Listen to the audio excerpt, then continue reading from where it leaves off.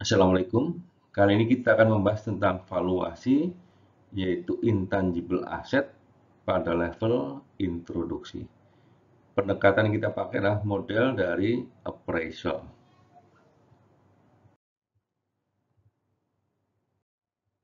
Ada beberapa catatan sebelumnya. Pertama adalah tentang penggunaan istilah di dalam dunia appraisal. Ada dua istilah yang kita gunakan di sini, yaitu income approach. Yang kedua adalah market approach. Perlu dicatat di sini, kalau dalam bahasa valuasi yang umum, income approach di sini mirip dengan discounted cash flow dan berbagai macam variasinya. Untuk market approach, ini mirip dengan relative valuation atau multiple pada valuasi yang kita bahas secara umum. Dan yang terakhir adalah cost approach yang akan kita bahas nanti pada waktu kita sampai di tengah topik.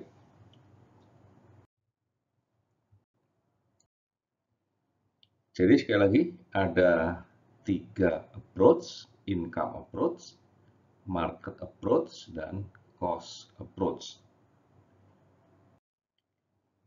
Income approach ini berbasis pada expected earning. Berapa yang diharapkan dari laba atau arus kas di waktu yang akan datang. Kemudian kita present value-kan. Sementara untuk market approach, kita menggunakan transaksi yang serupa yang pernah terjadi sehingga harus mempunyai semacam contoh atau comparable.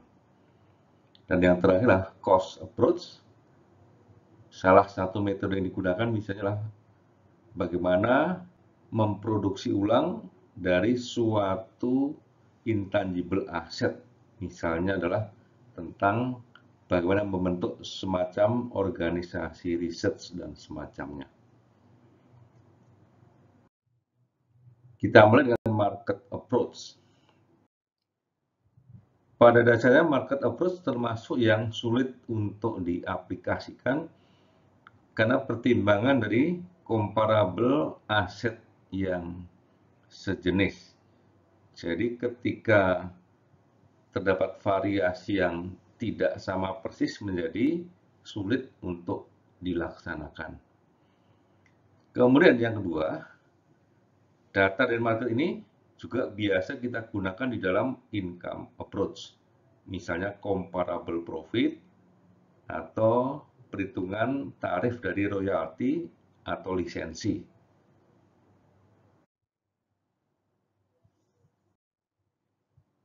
Yang kedua adalah cost approach.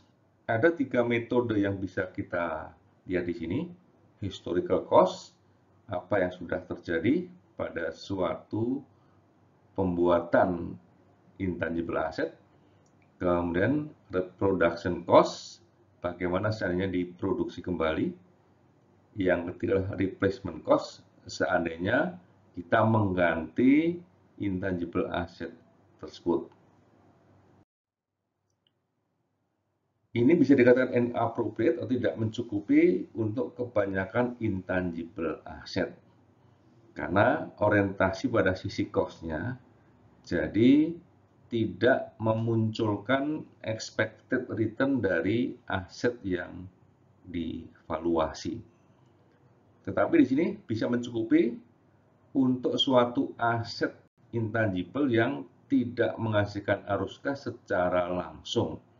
Misalnya software yang kita gunakan sendiri kan tidak pernah dijual, tapi tetap memerlukan cost untuk membuatnya. Nah, jadi yang terakhir, oleh karena itu, cost approach ini bisa kita gunakan sebagai pendekatan kedua untuk mengecek metode yang lain. Misalkan yang pertama menggunakan income approach atau market approach, kemudian yang kedua menggunakan cost approach di sini. Jadi sifatnya adalah melengkapi pendekatan yang sebelumnya. Yang terakhir adalah income approach. Jadi inilah metode yang paling banyak digunakan. Jadi mampu untuk mengcapture, menangkap harapan dari return yang akan diperoleh dari si pemilik. Yang kedua, mampu untuk melakukan estimasi dari value untuk aset unik tertentu. Ketika misalnya market transaction itu tidak ada. Nah, di dalam penggunaan income approach akan ada beberapa variasi, misalnya apakah berbasis cash flow atau earning atau cost reduction ya, kalau sifatnya cost saving. Secara umum ada dua pendekatan dalam income approach. Jadi pertama direct method, yang kedua indirect method atau residual method. Direct method ini prinsipnya lah menghitung expected cash flow atau earning dari suatu intangible asset yang dikomersilkan. Atau kalau kita lihat di sini, bisa juga dengan jumlah biaya yang bisa dihemat dari pengoperasian suatu intangible asset. Nah, karena sifatnya seperti itu, maka pengambilan datanya relatif bersifat langsung.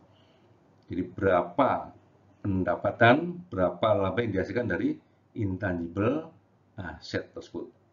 Sementara metode yang kedua, indirect atau residual, jadi sifatnya residual atau sisa. Jadi setelah laba dihitung, dikurangi semacam biaya tertentu, apakah opportunity cost, operating earning yang lain, sampai akhirnya ketemu sisanya itu berapa. Kita akan lebih mengutamakan kepada income approach dengan model direct method. Kita akan mendalami 4 metode direct method. Yang pertama premium profit method. Metode ini intinya lah berapa banyak profit tambahan yang dimiliki ketika kita memiliki intangible asset tersebut. Apakah itu brand atau sejenisnya. Jadi dengan adanya brand yang kita punya itu berapa ekses dari laba yang berhasil kita peroleh. Atau yang kedua, premium pricing. Kalau kita lebih terkenal dibandingkan perusahaan yang lain, maka berapa besar atau berapa banyak selisih harga yang bisa ditetapkan dibanding yang tidak punya brand atau nama besar atau nama baik tersebut. Atau yang ketiga, relief from royalty. Jadi, berapa sebenarnya royalti yang terkait dengan produk yang kita punyai. Jadi misalnya, seandainya kita punya intangible asset tersebut, berapa fee yang berhasil kita simpan, kita hemat ketika kita mempunyai intangible asset tersebut. Dan yang terakhir adalah cost saving method. Jadi berapa penghematan dengan memiliki intangible asset tersebut. Untuk sejumlah tertentu misalnya adalah kita memiliki tenaga kerja khusus sehingga mampu melakukan cost saving akibat mempunyai tenaga kerja yang punya keterampilan yang khusus. Inilah 4 metode yang bisa kita lihat dari direct method. Ini beberapa contoh dari penggunaan valuasi untuk intangible asset. Misalnya ini adalah brand atau trademark. Maka typical valuation yang kita gunakan bisa market benchmark atau income based method. Customer relationship, income based method. Jadi ketika kita mempunyai relasi yang sangat baik dengan customer itu, berapa tambahan income yang berhasil kita peroleh. Produk, IP, atau intellectual property, atau teknologi, income based method juga. Kemudian software. Nah, software ini berarti software yang kita gunakan sendiri. Metode yang kita gunakan yang paling cocok lah replacement cost. Sekarang kita khusus menyoroti tentang royalti dengan beberapa contoh yang nanti akan kita lihat. Ada beberapa manfaat dengan adanya royalti ini. Apa saja yang bisa kita gunakan? Misalnya, pertama untuk transfer pricing. Ini terutama ketika kita beroperasi secara multinasional, ya transaksi antar perusahaan yang sekelompok itu menggunakan rate atau transfer pricing-nya seperti apa.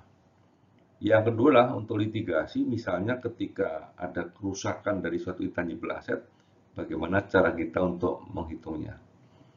Kemudian strategic planning, misalnya dengan portfolio berbagai macam intangible asset ini, apa rencana jangka panjang yang bisa kita lakukan atas portfolio tersebut, ekspektasi apa yang bisa kita turunkan dari kepemilikan intangible asset tersebut.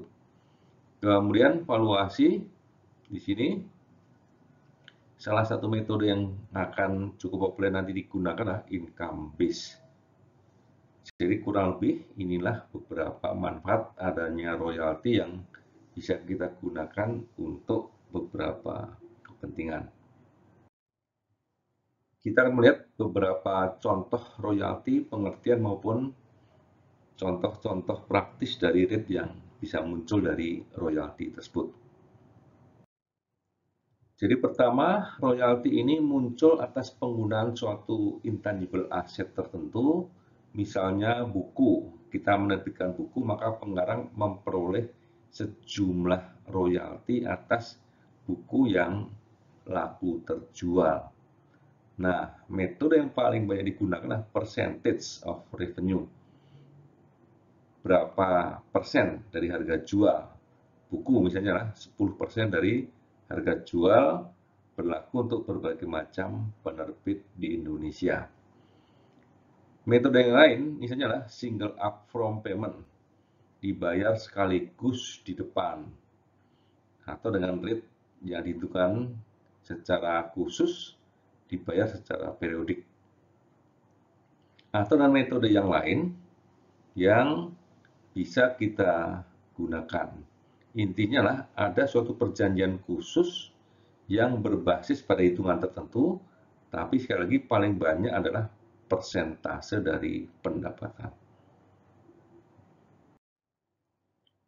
Kita lihat berapakah persentase dari royalti untuk yang berbasis pada teknologi. Paling tinggi internet di sini 9%, turun ke media entertainment sekitar 7,5%, software sekitar 7,5% juga. Kemudian yang berkisar 5% itu mulai dari farmasi sampai dengan berbagai macam produk yang terkait elektronik, dan terakhir adalah makanan, itu di bawah 5% pada contoh dengan sumber Heberden di sini. Tapi intinya di sini angka yang disebut medianya lah 5%. Kemudian untuk fast food, Subway di sini 8%. Kemudian nomor 2 tertinggi The Pita Pit dan yang lainnya, tapi intinya kisarannya mirip dengan yang sebelumnya, yaitu adalah 5%.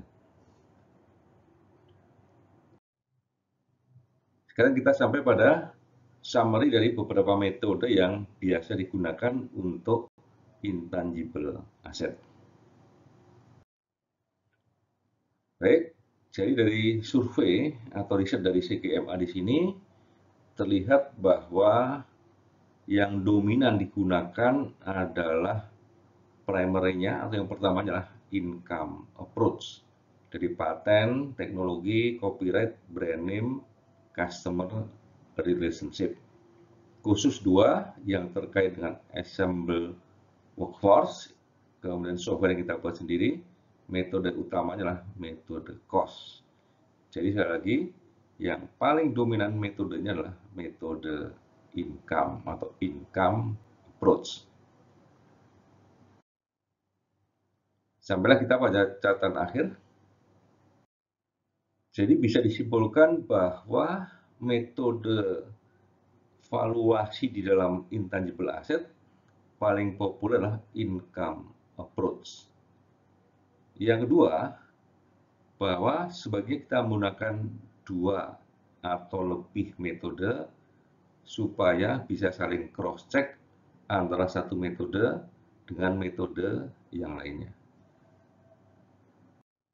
Semoga bermanfaat. Wassalamualaikum warahmatullahi wabarakatuh.